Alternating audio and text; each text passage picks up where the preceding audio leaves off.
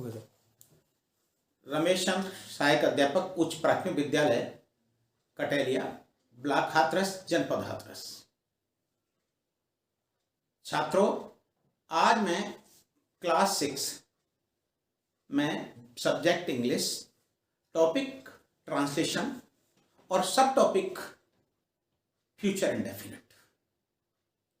तो future indefinite की पहचान क्या है, कैसे पहचानेंगे कि फ्यूचर इंडेफिनिट है? तो उसकी पहचान के रूप में मैं जिन वाक्यों के अंत में गागी के शब्द आता है या जिनसे किसी भविष्य की घटना के घटित होने की जानकारी मिलती है, जैसे कि वह किताब पढ़ेगा, वह विद्यालय जाएगी, वह अंग्रेजी पढ़ेगा, वह खाना बनाएगा, वह भैंस खरीदेगा। इस तरह से ये जितने भी वाक्य हमने बताए, इन सभी वाक्यों में आपको देखने को मिला कि गा गी गे शब्द आ रहा है। इसी प्रकार हम आपको अब अनुवाद की ओर ले जाते हैं कि हिंदी से अंग्रेजी में अनुवाद कैसे किया जाए। तो साथियों, छात्रों, अनुवादों के लिए सबसे बड़ी जो आवश्यकता है वो हमारी वोकेबलरी और सेंटेंस स्ट्रक्चर की बहुत बड़ी आवश्यकता है। तो सबसे पहले हम आपको अफर्मेटिव सेंटेंस पढ़ाते हैं। अफर्मेटिव सेंटेंस वे वाक्य होते हैं जिनमें क्या, क्यों, नहीं आदि का समावेश नहीं होता है। और हम पहले आपको ये बताने का प्रयास करेंगे कि बिल और सेल ये हमें इंगित करते हैं कि फ्यूचर इंडेफिनिट है, यानी model verbs will shall indicate to the future indefinite. So I will teach you future indefinite now. तो अफर्मेटिव की जो अवधारणा है हमारी, वो अवधारणा होगी, सबसे पहले सब्जेक्ट आएगा और subject plus will shall plus first form of the verb plus object.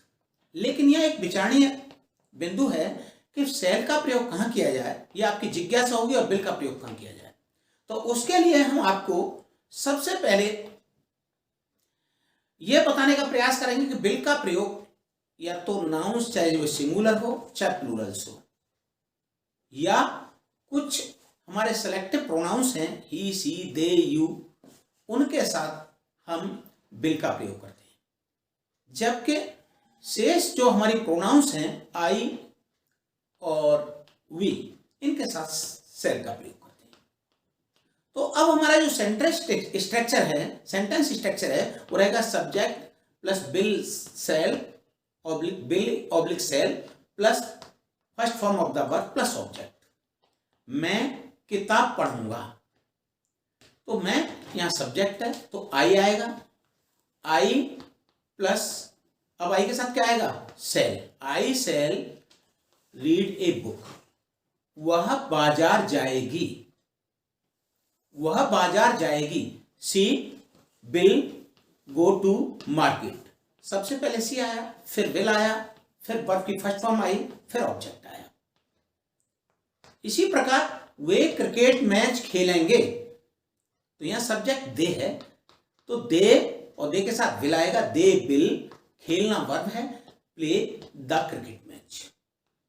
वह आज खाना बनाएगी, she will cook the food today. जब यह समय का समावेश है तो टुडे, टुमारो, ये जो बाकी के अंत में अवश्य आते हैं, ये ध्यान देने की बात है। राधा कल किताब पढ़ेगी, Radha will read a book tomorrow. छात्रों, आपको यह भी बताने की आवश्यकता है यहां कि हमारे जो ऑब्जेक्ट्स हैं वो दो प्रकार के होते हैं, एक डायरेक्ट ऑब्जेक्ट, एक इनडायरेक्ट ऑब्जेक्ट। डायरेक्ट ऑब्जेक्ट वे होते हैं जो किसी वस्तु को इंगित करते हैं, किसी थिंग को इंगित करते हैं, और वो जो डायरेक्ट ऑब्जेक्ट है वो निश्चित रूप से डायरेक्ट ऑब्जेक्ट इंगित करता है कि यह कोई वस्तु होता है, यानी डायरेक्ट ऑब्जेक्ट से ऐसे है कि यह किसी वस्तु को इंगित करता है, जैसे कि थिंग, बुक, पेन इत्यादि। और इनडायरेक्ट ऑब्जेक्ट वो होते हैं जो किसी पर्सन को इंगित करते हैं, जैसे मैं, मुझे, तुम्हें, उसे, राम को, सोहन को। हम जो है जब इनका प्रयोग करते हैं तो हमें ये, हमारा जो सेंटेंस स्ट्रक्चर है वो इस प्रकार से होगा कि सब्जेक्ट प्लस बिलिया shall plus first form of the verb plus direct object plus indirect object. Direct objects indicates two things और indirect objects indicates to person. We call it objective case. You, them, him, me, you, her, his, him. These are the indirect objects. We call it objective case. अब हम जब इन वाक्यों के बनाते हैं, जैसे मैं तुम्हें किताब दूंगा, सबसे पहले आई सेल गिव। अब हमारा इसके बाद क्या आएगा, पहले इनडायरेक्ट ऑब्जेक्ट आएगा, I shall give you a book. Sentence structure होगा सब्जेक्ट प्लस बिलिया shall plus first form of the verb plus indirect object plus direct object. अब हम इसको फिर पुनः बनाते हैं कि तुम उसे खाना दोगे, you will give him food. Radha मुझे गाली देगी, राधा विल एब्यूज मी।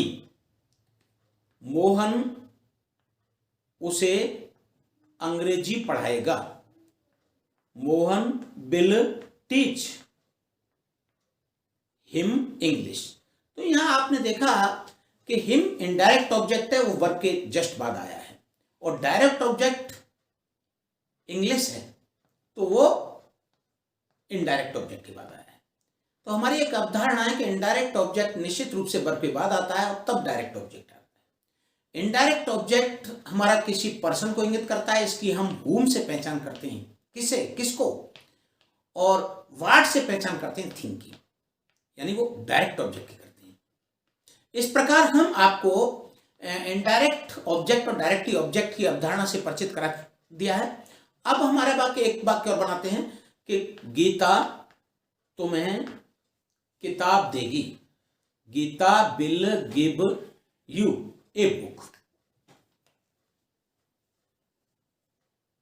तो इस प्रकार ये स्पष्ट हो गया कि इनडायरेक्ट ऑब्जेक्ट वर्ब के बाद है और डायरेक्ट ऑब्जेक्ट इनडायरेक्ट ऑब्जेक्ट के बाद है। लेकिन हम कभी कभी इनडायरेक्ट ऑब्जेक्ट का स्थान रिप्लेस भी कर लेते हैं, डायरेक्ट ऑब्जेक्ट को इनडायरेक्ट ऑब्जेक्ट की जगह और इनडायरेक्ट ऑब्जेक्ट को डायरेक्ट ऑब्जेक्ट की जगह। अगर हम इनडायरेक्ट ऑब्जेक्ट को डायरेक्ट ऑब्जेक्ट के बाद प्रयोग करते हैं तो ऐसी स्थिति में हमें इनडायरेक्ट ऑब्जेक्ट से पूर्व टू का प्रयोग करना होता है, जैसे कि सब्जेक्ट प्लस बिलिया shall plus first form of the verb plus direct object plus to plus indirect object.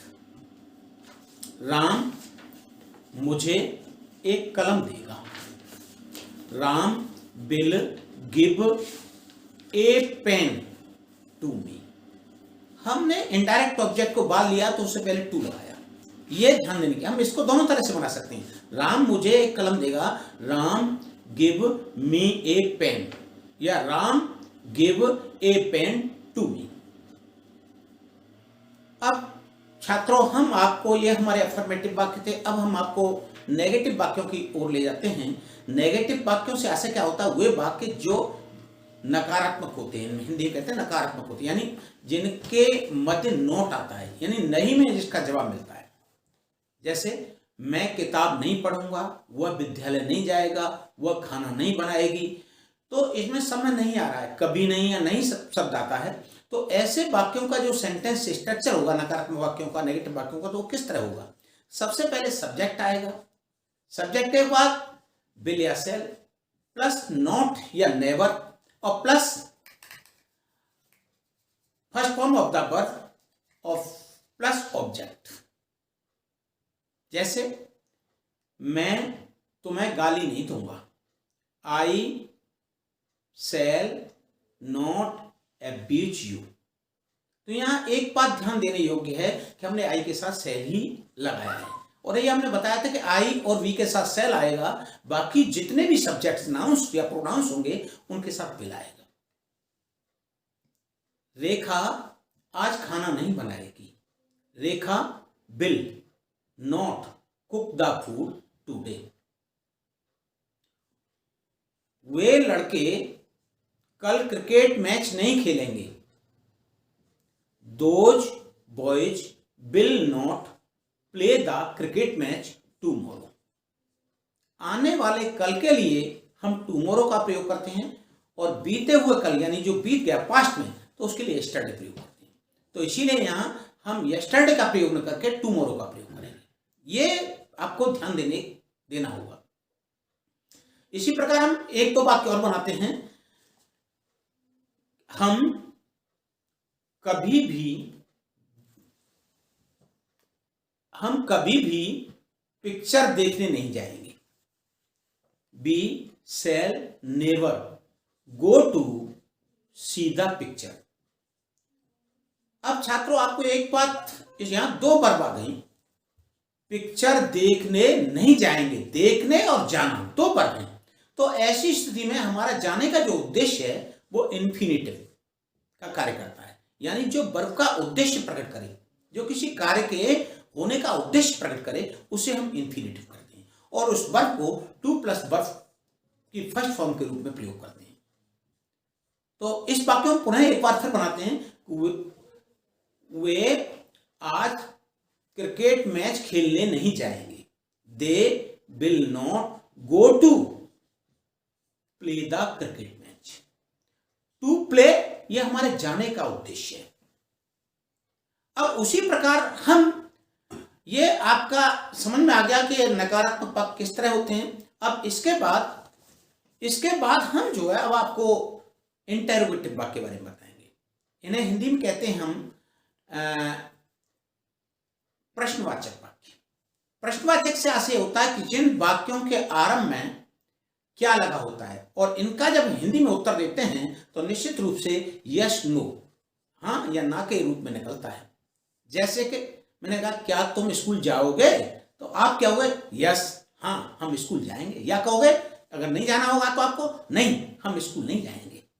तो इस प्रकार हम ऐसे वाक्यों का आरंभ जो है, जो हमारे इंटरोगेटिव वाक्य होते हैं, उनके आरंभ में क्या लगा होता है और इनका उत्तर यस नो के रूप में आता है, तो ऐसे वाक्यों को इंटरोगेटिव वाक्य कहते हैं। और ऐसे वाक्यों को आज जब अंग्रेजी अनुवाद करते हैं, हिंदी से अंग्रेजी अनुवाद करते हैं, तो ऐसे वाक्यों के रूप में हम क्या करते हैं, हमारे जो सेंटेंस स्ट्रक्चर होता है वो इस तरह का होता है कि सबसे पहले मॉडर्न वर्ब्स विल या शैल का प्रयोग करते हैं। विल या शैल plus subject plus first form of the verb plus object और plus interrogative mark.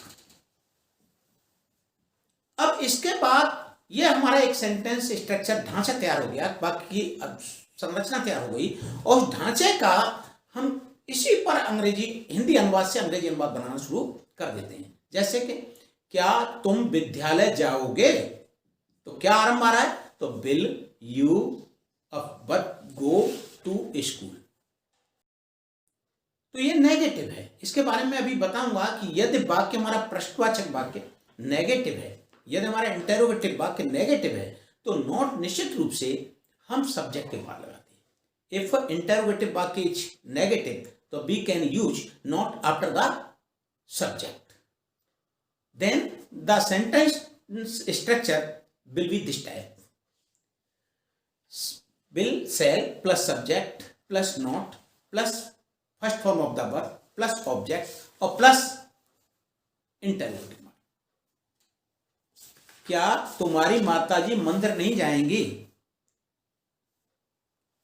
Will your mother go to temple?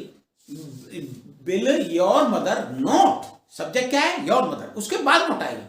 Will your mother not go to temple? क्या तुम्हारा भाई आज किताब नहीं पढ़ेगा? Will your brother not read a book today? Interrogative mark. तो हमने यह समझाने का प्रयास किया आपको हमने ये समझाने का प्रयास किया कि यदि हमारा इंटेरोगेटिव वाक्य नेगेटिव है तो नॉट निश्चित रूप से सब्जेक्ट के बाद आती है। और ये आपकी भली बात समझ में भी आ गया होगा। एक बार एक वाक्य के माध्यम से फिर बताना चाहता हूं मैं आपको कि क्या वह खाना नहीं बनाएगा?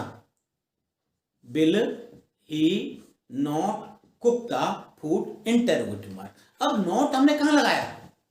ही के बाद लगाया, क्योंकि वाक्य हमारा इंटेरोगेटिव। बिल कहां लगाया हमने? ही से पहले लगाया कि बिल सेल सब्जेक्ट से पहले आएगा, और यदि वाक्य इंटेरोगेटिव नॉट नेगेटिव है तो नॉट सब्जेक्ट के बाद आएगा। इस प्रकार हमने आपको अफर्मेटिव, नेगेटिव और इंटेरोगेटिव की अवधारणा से अनुवाद करने की जो क्षमता से आपको परिचित कराया। अब इसी प्रकार हम आपको डबल इंटेरोगेटिव से आशा उन वाक्यों से होता है कि जो वाक्य डायरेक्ट आंसर टाइप होते हैं, अर्थात जिनके मध्य या बीच में क्यों, कैसे, कहां, क्या, कब जैसे इंटेरोगेटिव वर्ड्स का प्रयोग होता है।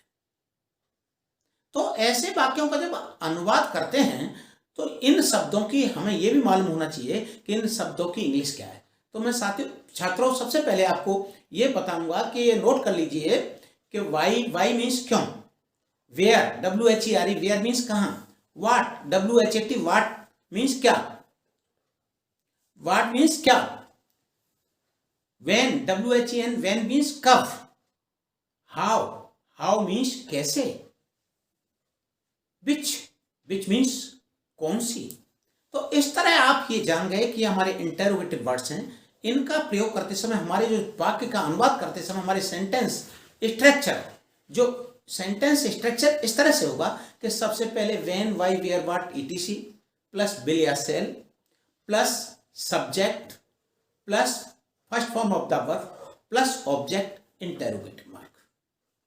जैसे तुम विद्यालय कब जाओगे,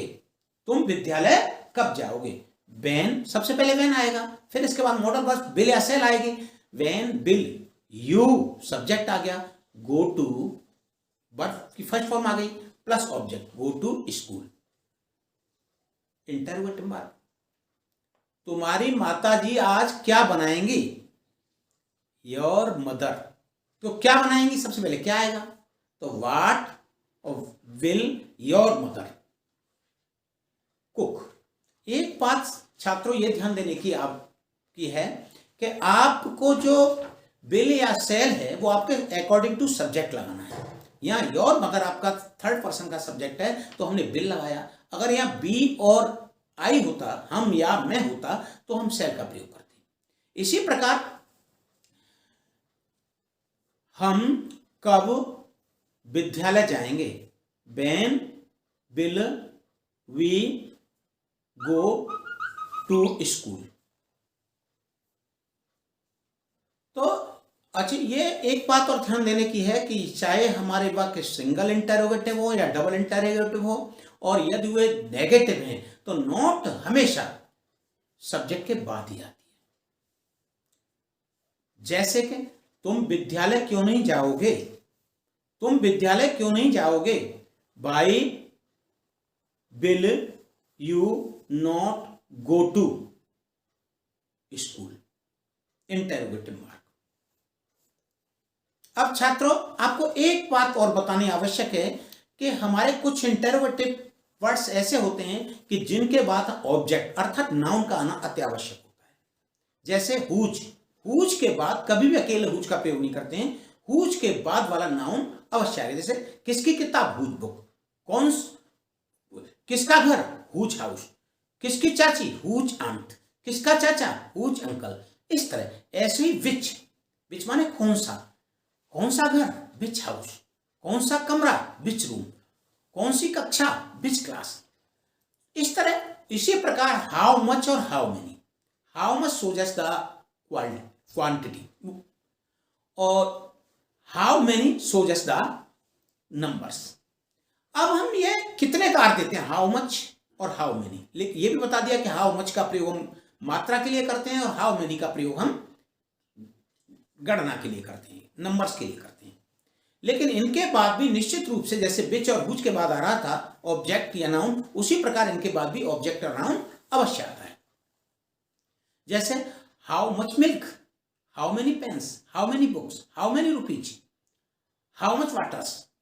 तो अब इसकी जो वाक्य है, हमारा जो सेंटेंस स्ट्रक्चर है वही रहेगा कि सबसे पहले इंटरोगेटिव वर्ड्स आएंगे, प्लस विल या सेल आएगा, प्लस सब्जेक्ट आएगा, plus first form of the verb, plus object, और उसके बाद हम प्लस ऑब्जेक्ट और फिर प्लस इंटरोगेटिव मार्क। जैसे तुम कौन सी कक्षा में पढ़ोगे, तुम कौन सी कक्षा में पढ़ोगे, which class, in which class will you read. Radha कितना दूध पिएगी, राधा कितना दूध पिएगी, तो सबसे पहले कितना दूध खिलाएंगे, और कितना क्या है, मात्रा है, तो how much milk will Radha drink. वह कितनी किताबें खरीदेगा, कितनी किताबें, तो ये नंबर्स को इंगित कर रहा है, तो how many books will he buy. इस प्रकार हमने आपको हमने simple interrogative, affirmative, negative, simple interrogative, double interrogative. साथियों, हु माने होता है कौन, और who indicates to the subject, और ये ऐसा इंटरोगेटिव वर्ड होता है जो निश्चित रूप से सब्जेक्ट को छिपाता है। और इसका जो अनुवाद हम हिंदी वाक्य में करते हैं, हिंदी वाक्यों को अंग्रेजी में करते हैं, तो वो निश्चित रूप से बिल्कुल अफर्मेटिव की तरह करते हैं। इसकी जो सेंटेंस स्ट्रक्चर होगा कि हु प्लस विल या shall plus first form of the verb plus object interrogative mark. कौन तुम्हें अंग्रेजी पढ़ाएगा, हु, कौन तुम्हें अंग्रेजी पढ़ाएगा, who will teach you English. कौन मुझे गाली देगा, हु विल अब्यूज मी। कौन गाना गाएगा, who will sing a song, interrogative mark. अब हम इसके साथ, ये आपके भली बात समझ में आ गया कि विल सेल का प्रयोग हमें कहां करना